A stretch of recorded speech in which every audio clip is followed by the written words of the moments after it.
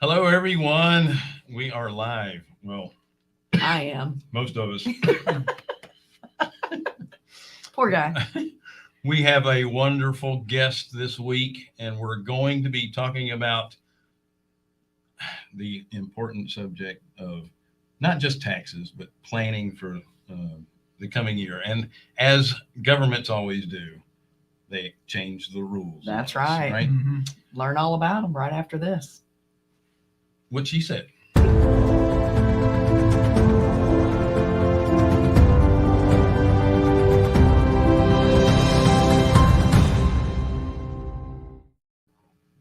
Hi, everyone. Thank you so much for joining us on the Real Estate Investor Show.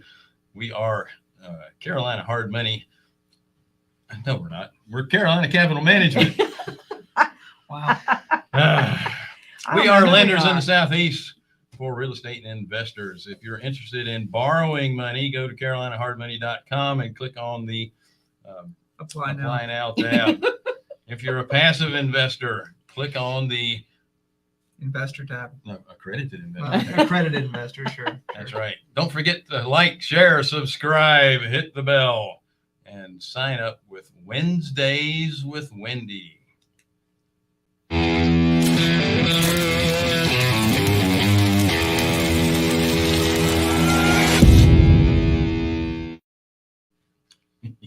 Wendy donates 30 minutes per person on Wednesday afternoons to talk anything about real estate. So over in the chat side, it's either going to be on the right-hand side or underneath your screen, depending on the platform that you're viewing us from. Sign-ups are usually booked several months in advance. That's right. Mm-hmm. I think March 23 is my next opening.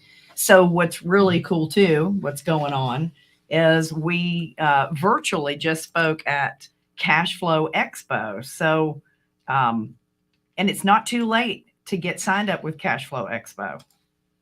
Yep. Was I on that one? I was. All right. It'll be all right then. Sharub's going to show a little.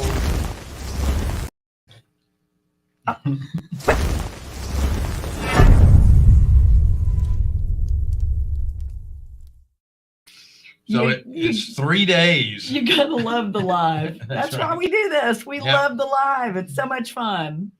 It's 3 days of anything real estate investor related. Yeah. Tracy and Fred Rui, they're incredible people. This cash flow event, I think this is the 4th year. Yes. And the diversity of the speakers on it are incredible. You can get on it now to watch it live, and it's free. Yeah, it's free, and I mean it's anything in real estate. So it doesn't have to be just buying real estate. It can be buying notes backed by real estate. So there's all kinds of things to learn there. That's right, and you'll have the whole weekend to continue to watch it. But once it's gone, it's gone. But you can also buy the recording if you want to. So yeah, so register. It's free. You can watch it all weekend long. It's free. You do have to pay for the recordings if you want. Yeah, but check it out, and I think we have a link on it too that we can put over there in the chat box. Or and Randy apparently doesn't think I bond very well, so I have to have my own bond day to help people bond with me. Thank you, Randy. I appreciate that. I love it. And we've got a couple people on here that have watched the show. And I came in here just before we started that my phone's already blowing up from it. So that's right. We love that event. It is just so good. Yep. So good. So without further ado, we have special graphics for our special guest.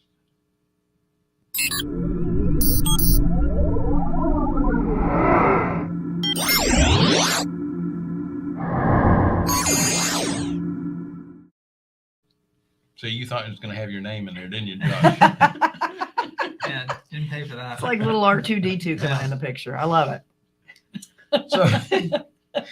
So Wendy and I have known Josh for a while. Josh is with Lodestar, and I'm going to have to ask him how they came up with the Lodestar Tax and Consulting. They specialize in consultation, tax preparation and planning, business consultant. structure, offer fractionalized CFO services, Which as is well. really timely. I mean, we're looking for a For fractional, a fractional CFO right yeah. now. And listen, it's very difficult for small businesses to really justify having a full-time CFO. mhm. And if you can look at doing it fractionally, it makes a lot more sense. And you need fractional CFOs because they look at your books differently Mhm. than your typical CPA. There's And numbers that you can pull out that really make a difference in scaling your business. that's right. It's a Right. map. It's a map on the direction you need to go. And we can And get- Josh is in our power room mastermind that we go to as well. He's, I think he's in Collective Genius as well. But anyway, But you can ask him. yeah, because he's Well, here. Welcome, Josh. sorry to drag you on. I was Yeah, like, have yeah. you ever waited so long to get on a, Yeah, a make show? people- My gosh. Hey, Josh. How are we doing this morning? Thanks for having me on. I Good. appreciate it. I was just asking you earlier too. Are you finally taking a breather after the first month of the year, trying to get all those things out? And you were telling me that your company has grown threefold here recently. That's incredible. Yeah, over this last year, I know a lot of businesses struggled over the time of the pandemic, but I know and I probably say this for a lot of accounting firms in general, our space has absolutely grown, and you probably understand the need, especially with businesses going through some unique situations here over the really it's about 2 years ago, right about now, when things just kind of really changed for most business owners. Mhm. Absolutely. Absolutely. And it's amazing too. I mean, we've experienced just getting our arms around really our KPIs and really understanding where we're going. But as a fractional CFO, you get even deeper, even more detailed, right? Yeah, so usually when you start going down the road of because you hear sometimes, okay, do I need a fractional CFO? What do they do? And so that is can be very much a unique process depending on the client, what they're looking for and what they're needing help with, and also depending on what sort of the phase of business that they're in. So most of the time when a business is looking to determine whether or not they need a fractional CFO, it is a situation, as you mentioned kind of in the intro, as far as they're not able to hire a full-time CFO inside of their business, and they want somebody to take a little bit of a unique look into their business. Sometimes it may be from an end of, okay, our business is profitable, but we're wanting to transition into looking into scaling this. Is our structure one that, and it can either be from kind of the quote unquote the legal structure end, but going beyond that, just from an organizational structure end, do we have kind of everything there that we need to be able to take the next step in the business, all the way to what sort of KPIs do I need to be measuring? So I know the business is growing, but I'm not really sure exactly why, or what do I need to be looking at inside of my business to what dials do I need to turn, so to speak, to be able to take this business into its next phase. Now, are you focusing on certain niches of businesses, or is it any business you can take on? No, we are very, very niche as far as who we work with. So most of the time, and I literally this morning I sat down and with Facebook messages coming in and just saying, sorry, we're not able to, as far as you're not fitting the avatar, whatever the case may be, as far as who we work with. But most of the businesses that we work with have, if you think of the kind of those traditional 5 phases of business, kind of have that startup, and then you move into kind of that perseverance into profit. So when you're kind of in that world, is not generally not the area that we work with. So if you're trying to just figure things out, so to speak, and you're just trying to figure out profit, there are wonderful individuals out there, and I'm sure you probably had some of them on this show that really kind of focus kind of as a fractional CFO and even as an accountant that works kind of in those areas. We really focus more on businesses that are already profitable, moving to scale, even to legacy or succession. Mm-hmm. That's awesome. And it's completely different what you look at in your business. And it's a complete different mindset of the owner too. So a business owner's mindset when they're in perseverance, trying to move to profit is completely different than someone trying to move out. So you're kind of moving from business, just kind of being that traditional either owner operator or the traditional kind of EOS type of structure, to where you have a visionary and an integrator, to where you have a more of a complex business structure, which you are going to have to move from that profit stage into scaling and ultimately succession or legacy planning stage. Gotcha. Yeah. What are some of the new, from what you've seen this year, what are some of the things that you think business owners who are, you know, they're in that scaling up mode? What are some of the things that they really need to be concerned about with some of the new tax strategies, the changes that have come up for this year? What are some of your top?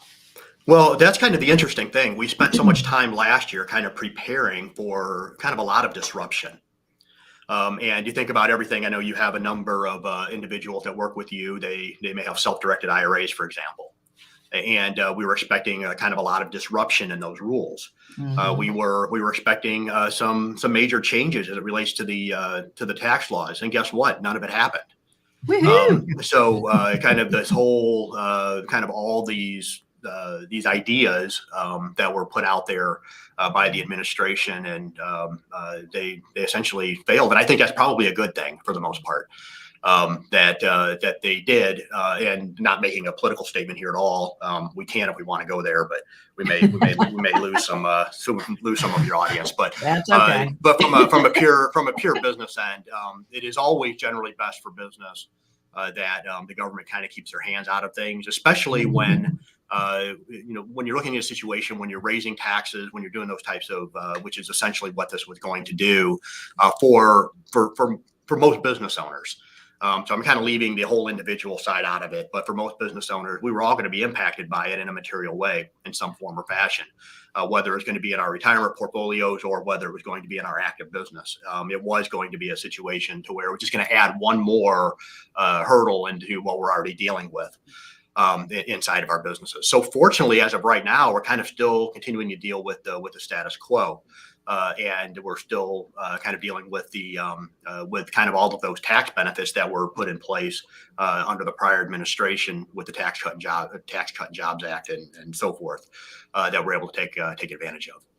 And we can give a lot of thanks to God, of course, but Jeff Watson, John Heyer, Quincy Long, people that are in our network that really just used a megaphone, letting everybody know what was going on and giving us steps 1, 2, and 3, what we needed to do to band together and fight this. So, thank God for our network that we have and how organized it is to be able to really make a change. I mean, that was I think a great item of success for us to look on and say, hey, you know what, we can make a difference when we band together to try to make those changes. It definitely worked.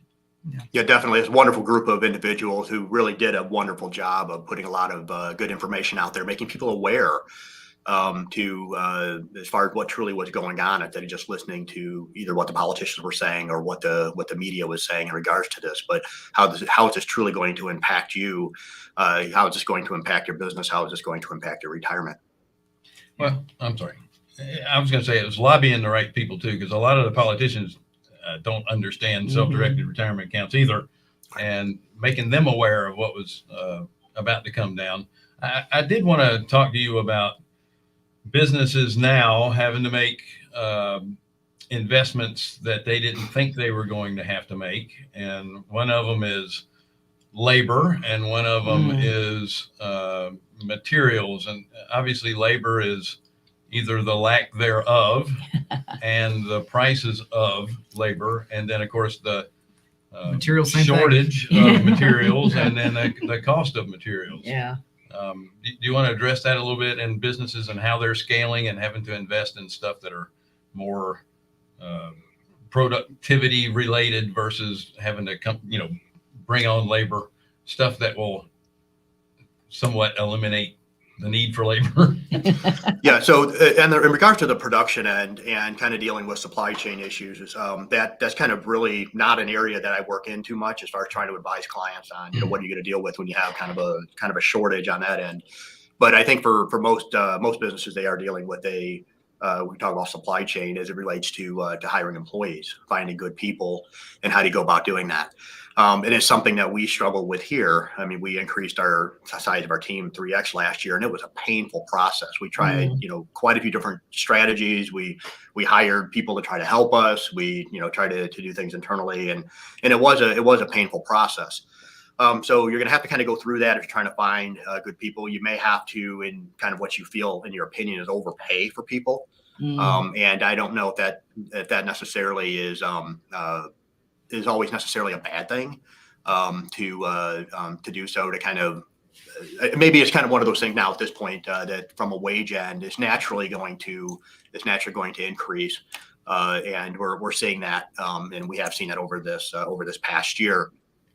But I think kind of taking that next step of you're going to have to be very purposeful in that particular process, maybe have to be a little bit more involved in that process than just hiring someone or just kind of leaning on kind of I'll say we're familiar with lead gen, but kind of going to a place where we're going to try to find leads as it relates to hires, to we're going to be a little more purposeful and maybe reach within our network to try to find good people. And then taking the next step of really building out your tech stack. You're really going to have to lean hard into technology. And as we kind of move forward, that is one area. And if you think about a fast food restaurant, you kind of go in now. I was reading yesterday on Facebook, they went into a local, actually they're a national chain, but into their local coffee shop. And when they went in there, literally you're doing your own ordering on screens. You do your order, not even interacting with anyone. You're paying someone there, and then the only interaction is that person that goes and puts that coffee cup on the shelf. Why is that? Well, that company had to learn to lean into technology. Now, we as a consumer may complain about that, but we also have to realize that we kind of created that as well. Meaning that your average individual, maybe they just don't want to do the work, whatever the case may be. So every business had to do that. We've had to do that here. We invested a ton of money. We hired a person to come in just to build out our processes, to build out the technology for us to be able to kind of replace people with technology because we couldn't find the people. So how did we go about doing that? So for a business owner, they're going to have to look inside of their business. What in their business can be systemized? Now, it is going to take an investment of time. It's going to take an investment of money, and it's painful. My team will tell you, I mean, sitting down in a conference room and kind of building out these processes, trying to get out of my head, this is how we do things, to where we can pass that information on, and then make that a process efficient. If you're kind of a visionary or a business owner, that's not a whole lot of fun. But you're going to have to go through that process. And so it's something that we regularly do, that we spent a ton of money last year on technology. I think we probably spent close to 6 figures on technology at the firm level last year. And because we knew that I could have taken that $100,000 and hired people to do the work, but the people just weren't there. So we invested in technology, we built out the processes, and then we trained our existing team on the processes. So like for this last month, we kind of doing all this compliance with W-2s and 1099s and everything else. We built out that entire process. And then what does that look like? How do we take the information out of the client's books to kind of go through, take that data, massage the data into a spreadsheet, deploy that out to the client, and a lot of this was done via technology. And so kind of looking inside of your business, what can you do as far as building out your tech stack? What can you lean on? What sort of technology is out there that you can utilize to help make your business more efficient, to where you're not going to have to need as many people inside of your business to do the same thing. Oh, that's great. That's great. I saw this morning, yesterday they did the ADP numbers and showed that there was over 300,000 jobs lost in the month of January. At the same time, this morning, they came out with the productivity numbers. So inside of that same month, job productivity went up 6%. So we've lost a bunch of jobs, but the people that are working produce 6% more. than they did previously. So businesses have been taking those steps to lean on technology to do a little bit better. You have people that are also, even though it's a job loss, a lot of that hourly stuff that they count as a job loss. It just means they weren't getting paid because they were out sick or whatever. That doesn't mean they've quit or they've been laid off. They're just temporarily not working. Yeah. But a lot of people that are working at home are actually can be more productive than in the office. Some people can't. Obviously, there are people that need to have a little more direction when they're by themselves, let's say. Sure.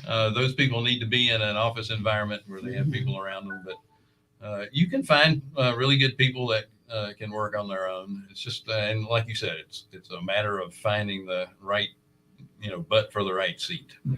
And it is a painful process. And you have to look inside of your business. Look back to 2020, a couple of years ago, when pretty much everything was shut down, and our business was looked at as an essential business. So we were able to come into the office if we so chose. But I gave my team the option: you want to go home or do you want to come into the office?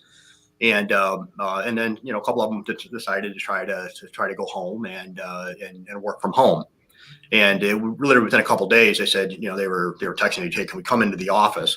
So when you kind of take a look at this, and the reason being, and it wasn't because things were awful at home. It's just that you have to look at the culture of your business. Yeah. So a lot of times when you kind of go through and you're looking at, you're right. If the people have to be highly managed, whatever the case may be, you have to, they almost have to be micromanaged to a certain extent.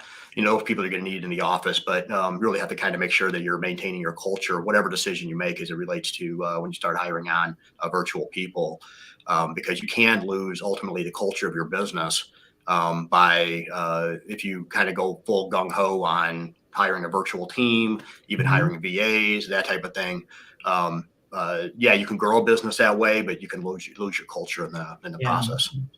I wanted to take you back to the fractional CFO, because I know, and I'm going to use simpler terms. Sorry, I'm making it very layman. When you have people coming to you asking for the direction of how to move from like a shop to a company, because once they start making that movement, that's when they're probably going to need that fractional CFO. What are the biggest hurdles or items that people can do to make that jump that you've seen in your experience to help people move that process along? Or is there anything, because it can't just be luck. Right. Well, anytime I think you're made a decision to whether go into business or to move from one phase of a business into the next, is to really kind of take a look at a few things. First of all, how much time am I willing to invest in this next move? So whatever I end up doing, I'm going to decide that I'm going to invest this amount of time into either starting this business or moving to this next phase of business. The second area you need to look at is capital. So you're going to sit down and you're going to look and say, okay, this is what I'm going to estimate that I need as it relates to people. This is what I'm going to need as it relates to technology. This is what I'm going to need, whether it's inventory, whatever the case may be. This is the amount of capital that I'm going to need. And then how much time am I willing to give this? If you kind of go into any phase of business with a kind of a predetermined amount of time, with a predetermined amount of money that you're going to invest, that's going to kind of, first of all, help you provide those guardrails. Once you've done that, then you're going to take the next step of trying to determine what sort of the KPI do we need to look at as I move through this, to make sure that I'm looking at the right dials in my business that I need to turn. Because usually what you used, and it could be everything from the people that you have to even the advisors that you use. Okay. They are probably going to change. The people that generally got you to the place that you're at now, many times are not going to be the same people that are going to get you to the next Right. area of business. So it may be a situation to where you're also going to be kind of leveling up the people that you work with, both internally and externally in your business. So there's a lot that goes into this. But it's really going to kind of be really sitting down and saying, okay, this is the amount of, this is who I need to put on my team to get me to the next level. And this is the amount of money I'm going to need to invest to get me to the next level. And this is what I'm going to need. This is the types of decisions I'm going to have to make as I move into the next phase of business. Yeah, you have, I know probably for a lot of listeners on this particular platform are real estate investors. Yeah. So when you kind of go through and you look at, historically, you may have looked at, okay, this is how you may have focused primarily as the owner of your business on lead gen and, how do I find that next deal and all this other type of thing. Well, guess what? When you're getting into, and that's all fine if you're on that front end of the business, but if you're trying to go to a point where you're trying to build out a legacy business, that type of thing, you're no longer involved in that process. You're going to have people that are going to be, that are making those decisions for you. You can't be involved in that day to day anymore. And so, it becomes a process. If you think about it, of, okay, what am I looking at? And I'm going to be going out and using different processes to find the deals. I'm going to have different people involved in trying to find those deals because I'm going to have to move myself out of that. And so, to be able to find those people to where, okay, this is what you need to measure. This is what you need to look at. And then you as the business owner, what do you need to be looking at? What do you need to be involved in your business?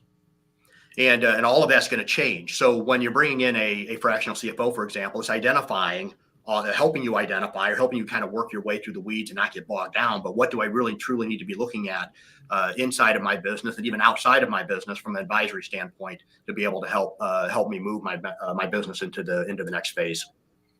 Yeah, no, well said. Yeah, because we've always said, like, if you can't measure it, you can't manage it. But then at the same token, you can be measuring the wrong things. Mm-hmm. Like you just said, it's like knowing what to measure. What were interesting numbers to us 4 years ago aren't necessarily the interesting numbers to us now. They're not what's pushing us along. So you hit the nail on the head. That was great. And it can be a painful decision having to fire mom since she's not getting you to that next level. Yeah, exactly. Mom's keeping your books and she tries hard. She does all right, but she's not quite there for a multi-million-dollar company. Yeah, we really just started quantifying the value of each individual employee. What it is that they're monetarily bringing to the table. And like EBITDA per head, and all of that. That was very interesting for us to go down that road and really see where our strong points were and where our weak points are. That what we need to be changing and improving on. Mm-hmm. Really good stuff. Excellent, Josh. Listen, Sharoop, do you mind pulling up Josh's link? Is that where people can go to? That's our company's website. I'm on Facebook, LinkedIn. You can reach out to me there as well personally. Do you have a preferred contact source for people that want to get in touch with you about fractional CFO? Yeah, just go to the website. There's kind of like a contact area on there, as well as all the content that I put out there, my podcast, whatnot. You can find that all on the website. So what kind of stuff do you have on your podcast? Well, I actually just put out the 133rd episode this morning of Awesome. The podcast. So I've been doing it, I guess, almost 3 years now, and it's been quite the journey. But it's everything from just kind of general practical business helps, all the way to some tax strategies, finances in your business, et cetera. So we kind of really run the gamut. It is a very kind of a general, but it is really focused more heavily on entrepreneurs looking to grow their business. And today's podcast, we had a gentleman on that kind of talking about your website, which was kind of an interesting topic that we dove into. That's awesome. You have a really good website. We checked that out. Yeah, so. Thank you. And then also we have to find out, where'd you get the name Lodestar? Right. So I love the question. And if you go to the website, I actually have a little video on kind of how we went about it. So as an accounting firm, for years, it just had my name on it. So it was Belk Accounting, Belk and Associates, just had my last name on it. And as the business grew and really kind of almost as a legacy piece, decided to take my name off. Now, when I went through a whole branding exercise with the company before, and kind of pulling out of my head what sort of vision did I want to set for the company, we had determined that we came up with it was a kind of a look of a compass on our old logo. And so when I decided to go ahead and take my name off the business, and wanted to kind of keep with the whole concept of giving direction. So a Lodestar is kind of it's kind of basically a star that kind of gives direction. And if you kind of think of more from from a ship and something that we'll look at to give direction. So I wanted to kind of stay with that particular theme. So that's how we came up with the name. It's kind of basically it's a star that kind of gives direction. It's really what we try to do as a firm is to help provide direction for our clients. He doesn't just give cardinal directions; he gives ordinals as well. That's right. I love it. I love it. That's awesome. That's great. Listen, thank you so much for joining us. It was great content today. I'm sure people are going to check out your website and the podcast, for sure. That's awesome. And hopefully we can get you some subscribers as well. Oh, wonderful. Appreciate it. Great talking to you today. And hopefully I'll see you in a at the power room. Short period of time. Yeah. Look forward to it. First part of March. Yeah, that's right. All right, folks, thank you so much for joining us again on the Real Estate Investor Show. Hard money for real estate investors. We are Carolina Capital Management. We are lenders in the Southeast for real estate investors. If you're interested in borrowing money, go to carolinahardmoney.com and click on the Apply Now tab. If you're a passive investor looking for passive returns, click on the Accredited Investor tab. Don't forget to like, share, subscribe, hit the bell, and sign up with Wednesdays with Wendy. Yes. Nailed it. Have a great week. Talk to you soon. Bye.